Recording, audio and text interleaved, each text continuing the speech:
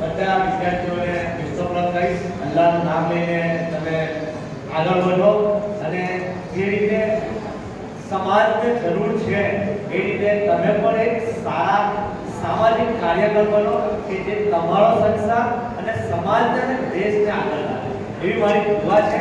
અને બીજી એક વાત કે હું સોહેબભાઈનો ખરેખર ખરા દિલથી આભાર માનું છું કે આ સમયમાં બાળકો માટે, સમાજ માટે અને જે સમાજ માટે કામો કરે છે એનું સન્માન કરો એટલે એમની તાકાત ડબલ થઈ જાય.